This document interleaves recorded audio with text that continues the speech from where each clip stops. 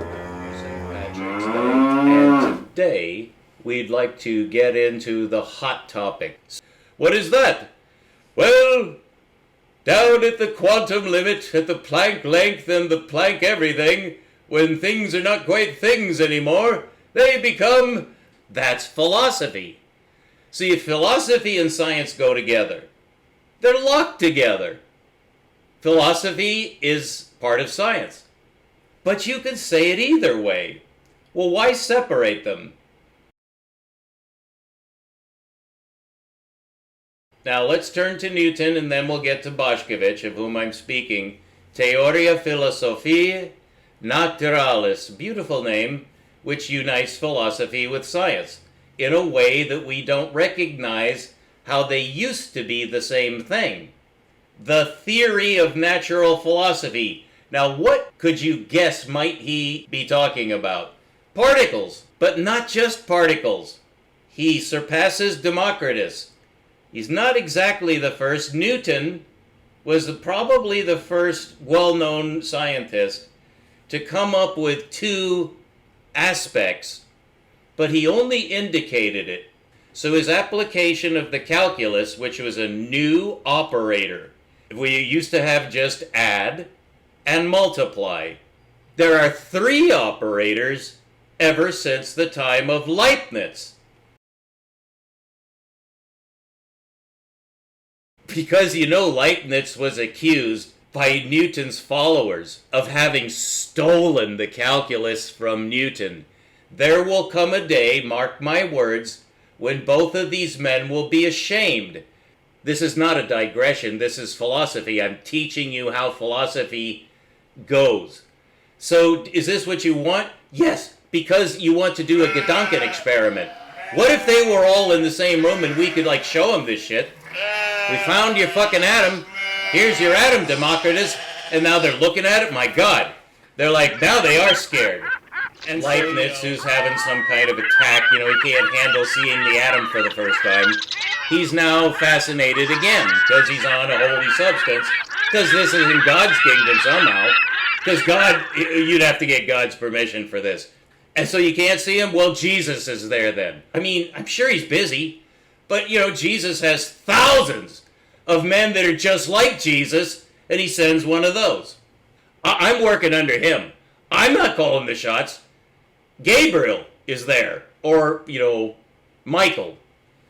Or, actually a Michaelite. A Michael alien.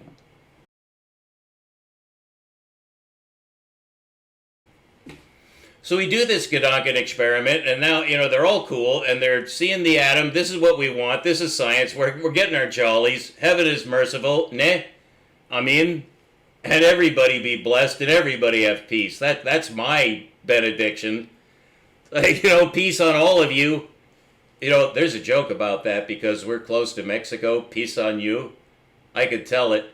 I told this joke to an 82-year-old woman. I could actually have been guilty of manslaughter. She was laughing so hard. But anyway, peace on you. It's like doing this in Spain. You actually don't want to do that in Spain. The thumbs up does not mean what you and I are accustomed to thinking that's a thumbs up. That's a good thing to do. Not in Spain. I'm just saying. There may be a language gap. So be cautious when you're around Aristotle and even Leibniz. You don't know, but you know what I mean. We have them all there to show them the atom. And now our big presentation, we get Walt Disney himself to walk in. Wonderful world of color. There's the flashing peacock, the rainbow spectrum. That's something that's not a particle. So this is what Newton said. It's just a bunch of corpuscles. Then we show blood corpuscles going through a vein. And then we show his light corpuscles just wandering through space. And now Newton is beat the fuck red. He might as well have been born in Ireland. Spritz into his shoulder and in 1.5 seconds, because that's the attention span of an American. Suddenly Newton is like, well, maybe I got that wrong, but what did you discover? And now everyone's happy. Everyone stands. Standing ovation for Sir Isaac Newton. He falls down and presses his face to the floor. The Michaelite says, that's enough, that's close to idolatry. Guest appearance from Christian Huygens. We all stand and we salute in the Vulcan fashion by splitting our fingers, not realizing where he comes from. That means may your mother have two twats or something like that. He freaks out and he needs to be administered with a psychedelic. And Bones comes up, spritz into his shoulder. Now you can actually see an aura start to form around his head. And so Christian Huygens is brought in a state of frickin' transport to witness the divulgement of particles, which he said it wasn't. But he was closer to the truth, and so he gets an award. The Michaelite is crying. The guy from heaven is just bawling his eyes out. He hasn't cried in 1,000 years, but this is truly emotional to the visiting angel. So this is our Gedanken experiment. Einstein did this. So we're ready. So here's the wave and here's the particle. That's the quantum paradox. So the solution to the ancient philosophical question of what is the universe made of? Don't forget yesterday was St. Paddy's Day. It is clear from the preceding section that the empirical evidence available thus far shows that nothing has yet been discovered which has a mode of being that remains eternally defined in any given way. Modes of being? Modes of being. Well, what does that mean? I think we're all allowed to, you must ask questions. Your brain itself won't believe that you got it right unless you do this, because your brain wants to hear from anybody else. It just expects, well, you better check that with someone else. Because in science, it has to be provable. Or you did get it wrong. Unless someone else can verify using your proof sequence what you understood, you're not sure. And your mind won't accept that. You have to be sure, or you're probably wrong. That really is it. You're now going to hear from David Bohm. The dedication to this book by the Dalai Lama, His Holiness the Dalai Lama, and you should always use a man's title, if he has one, because he earned it in his own eyes. You're not admitting that he earned it in any way by recognizing the fact that he thinks he earned it, and he's willing to say so. Well, then, acknowledge that. Yes, you don't well, I'm not calling you His Holiness. Because the Seventh-day Adventist Church says something that Ellen White said, that she learned from a magnetist under the influence of Freemasons, going back to the Illuminati, which is directly traceable to the dragon. So yes, His Holiness the Dalai Lama. And screw Ellen White. Thank you, that's just, I don't mean her personally. She may have been a nice lady for all I know, but if you're a prophetess, better watch out for flying pebbles.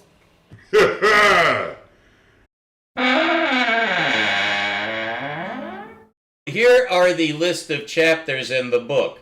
Universal orders, individual orders, then collective orders. So this is about orders. Doesn't that sound like philosophy? It is the philosophy of science.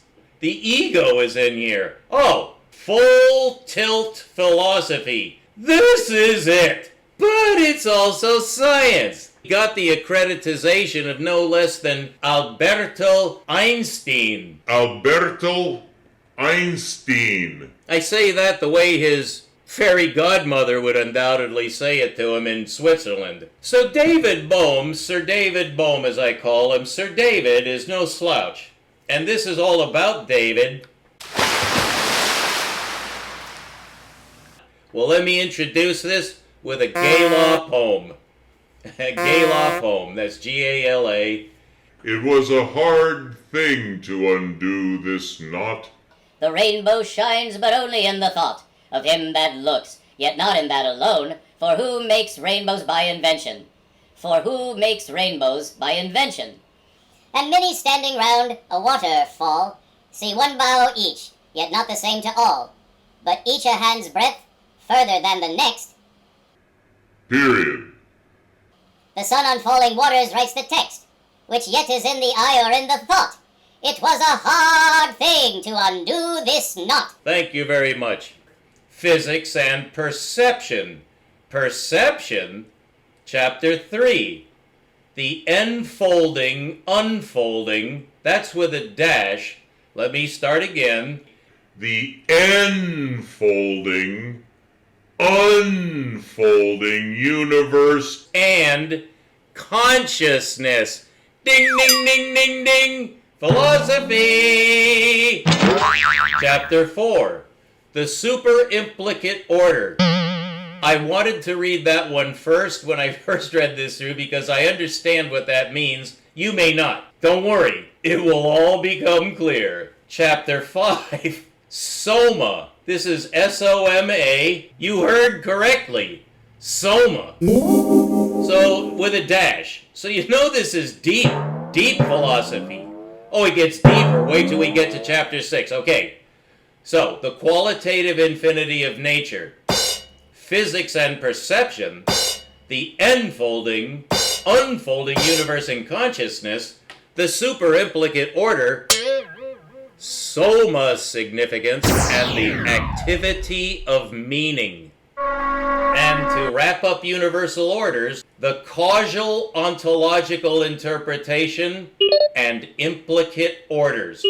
And now, individual orders, we have structure, process, and the ego, unfolding the self-world image, and freedom and the value of the individual. Knowledge as endarkenment.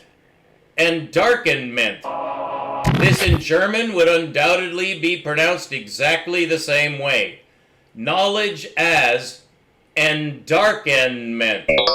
Endarken. Darken. Knowledge as darkness. And that's how it ends. That is exactly Bernardo Kastrup's view.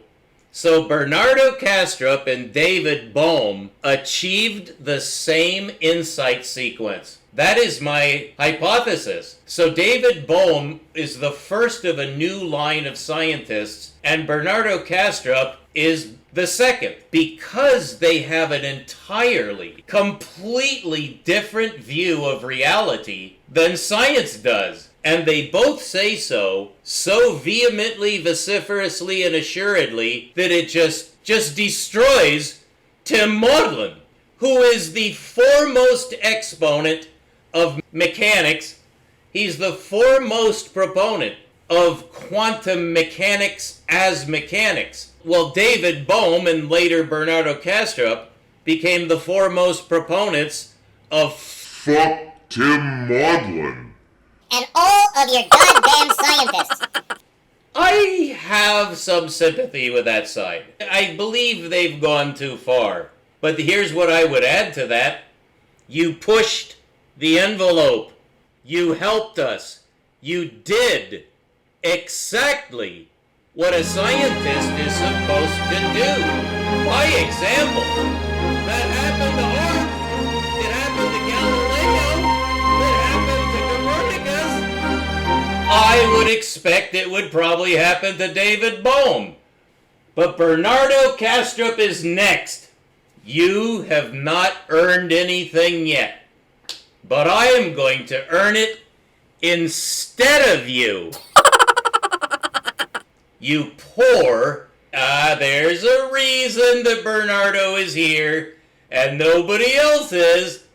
But yes, we reconstituted the cream pies that were smushed into each and everybody's face who is here.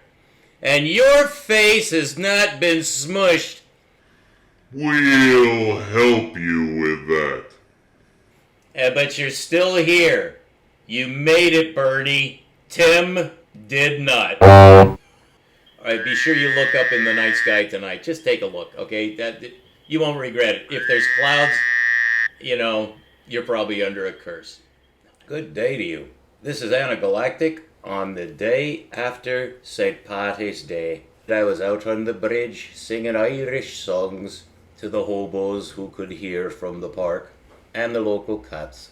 So here we are back again. This is Anagalactic bringing you the secrets of the universe. There have been several important discoveries made, but none of them in the main branch of science. Technology is to help men make a living, because we build things here on Earth, and we just happen to use science to do it.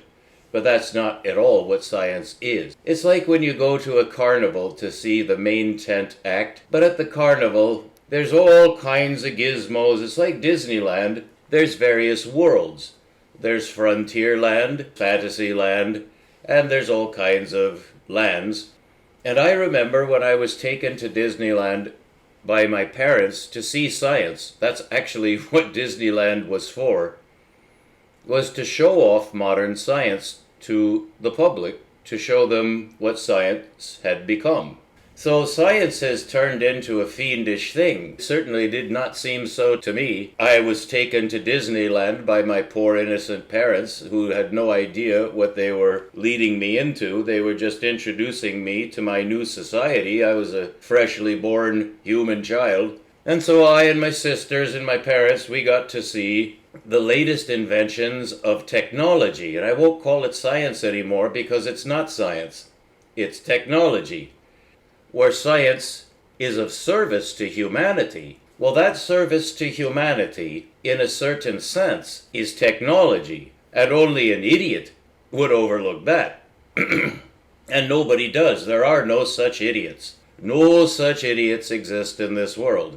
Even a primitive person who is butt naked, as we like to say in America, since everything is about the ass, even the butt-naked primitives of Papua New Guinea way in the interior, when they saw some of the technology, such as a mirror, they worshipped.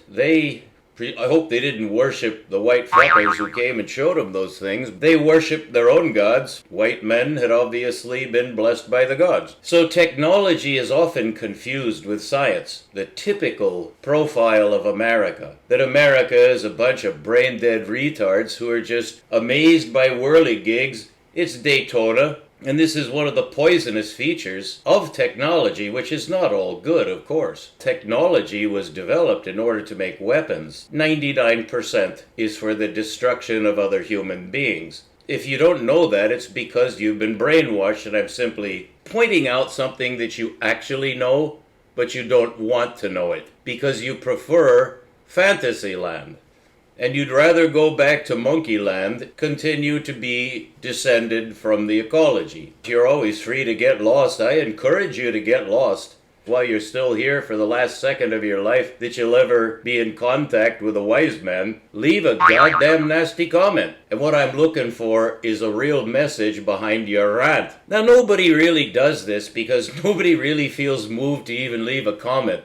Anything less than 10 in YouTube is 0. We should be concentrating on logic. Unfortunately, due to the constitution of the world, no man is logical, primarily. Primarily, he wants to defend himself. That's called survival of the fittest, and it's not a scientific proposition, it's a philosophical and religious proposition. So we have a lot of overlap, and you would expect so, since as human beings, we consist of two sides and only two sides. You're an emotional subsystem, and then you are also a logical subsystem.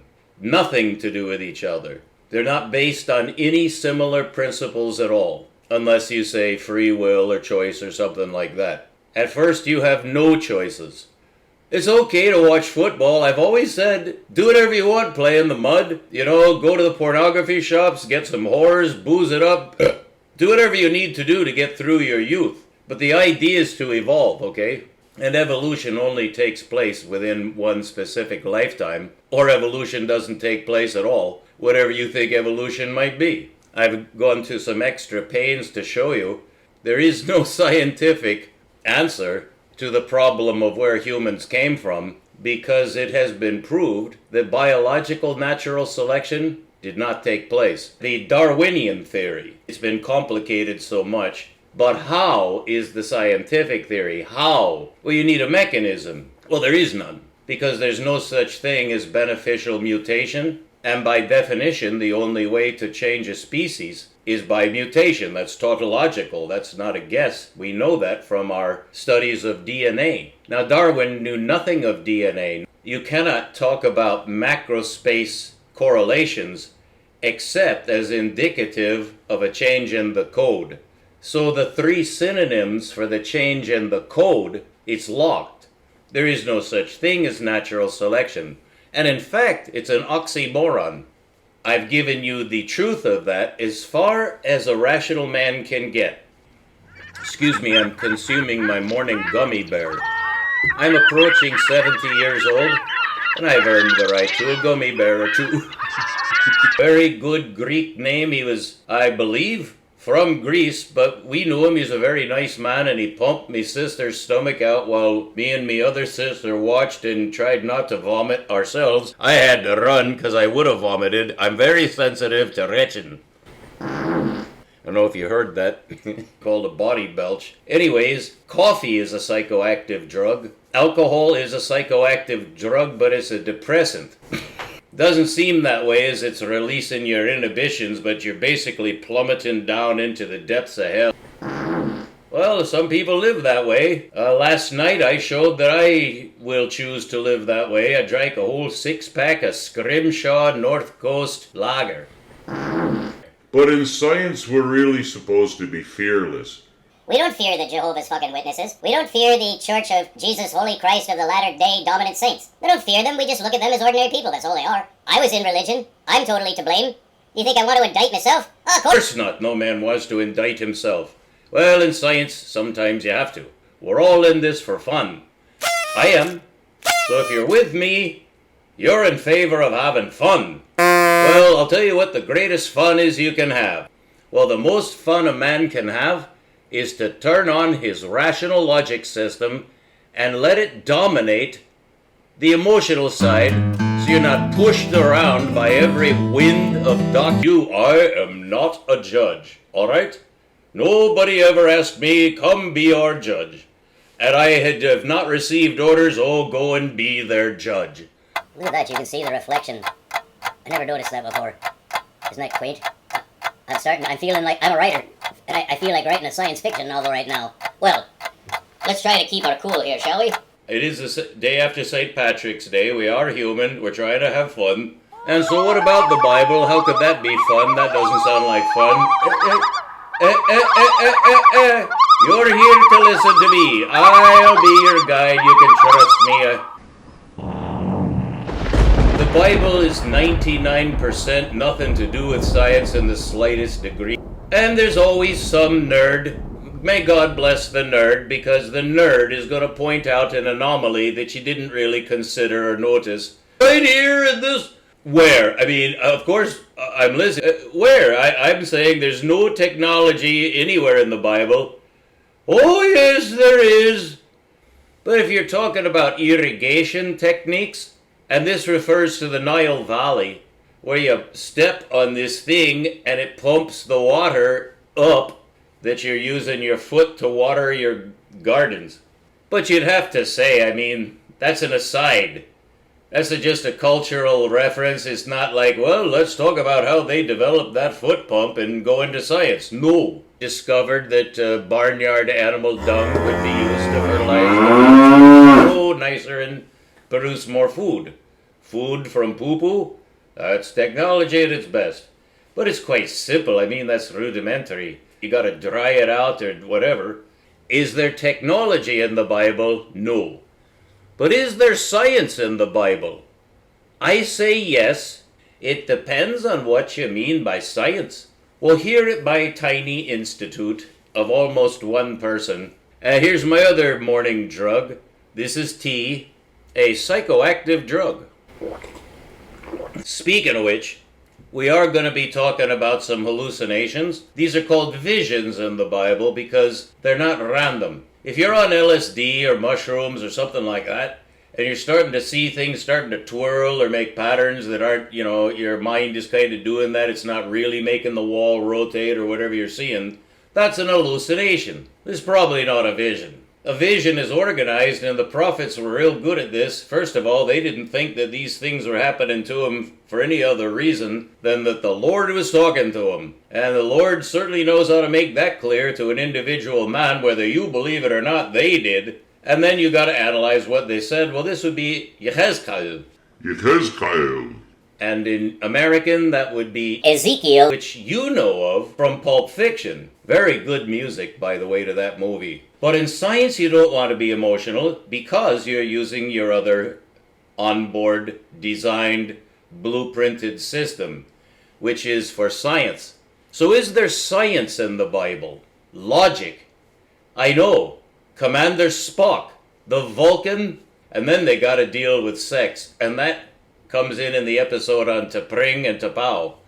On the day after St. Patrick's Day, the gummy bear is starting to foam, I think is the technical term. So is there science in the Bible? Well, if you start at Genesis, you got to be serious about studying that because there's no real straight answer, a short or brief. But if you start in Genesis, there was the Tower of Babel. And this is post-Diluvian, but before the flood, which you would have to say is a neat dividing line, not just in the Bible, that the first 7 chapters of the Bible are about the first part of human history, and then there was the flood. So, I mean, that did wipe out everything, but after the flood, one of the first stories you get is the story of Babel, which is what?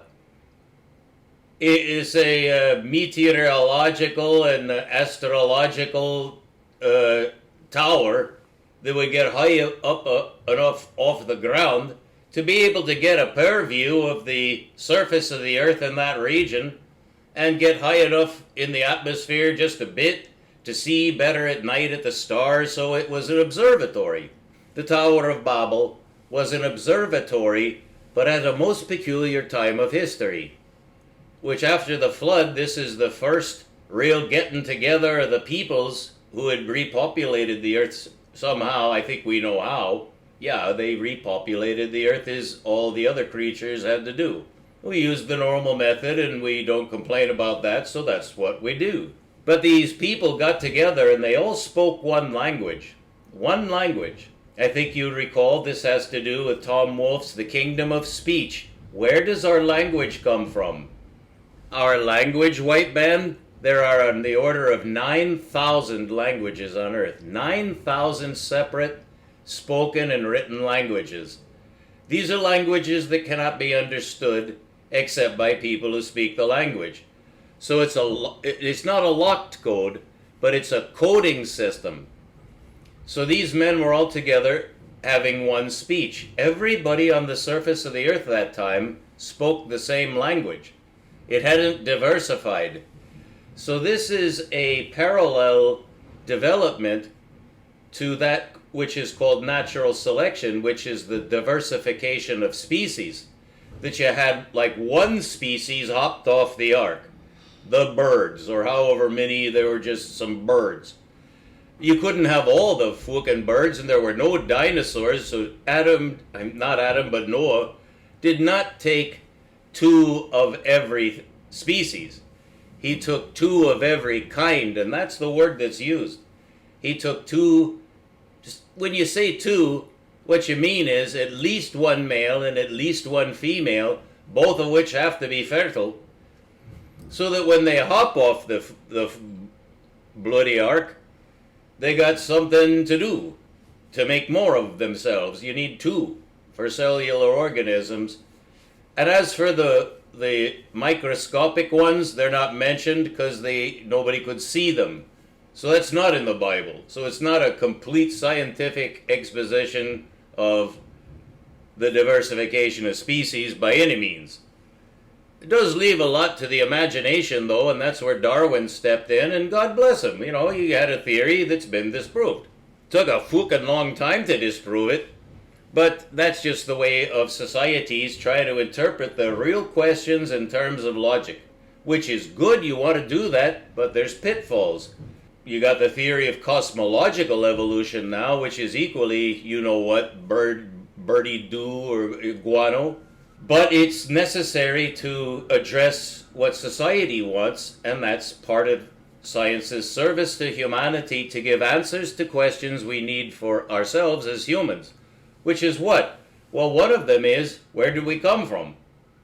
And that branches out. There's all kinds of ways of addressing where do we come from. Although that is a specific question, you're really asking, where did the whole kit and caboodle come from? Where did the ecology come from? That's how I prefer to phrase it in my lectures. Every now and then I'll deliver a lecture on that subject because humans need to know it, and I'm supposed to be a scientist. My main function is as a guide.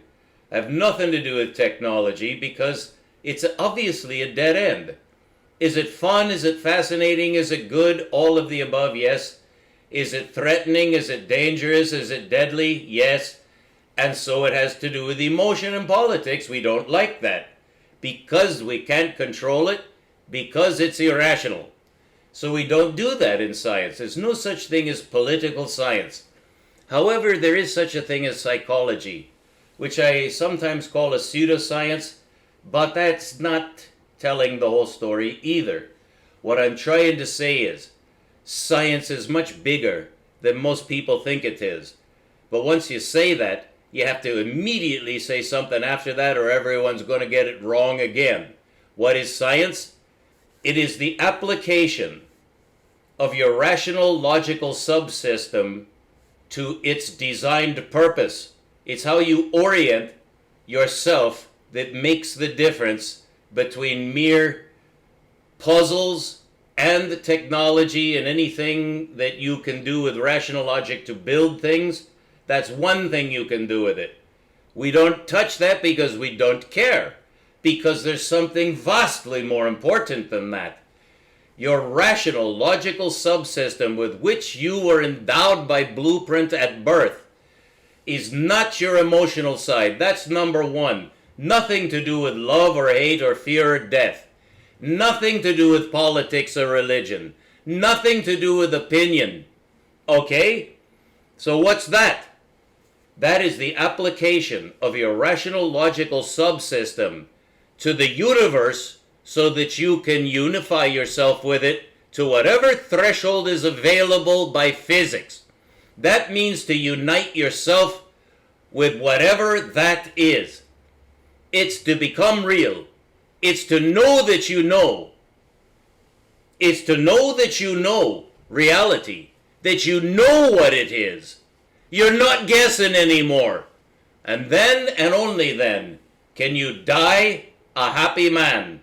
That's the goal of science, is to enable you, or me, or any one of us, as individuals, not part of a collectivity, not consensual, not coordinated, just you can die a happy, fulfilled man.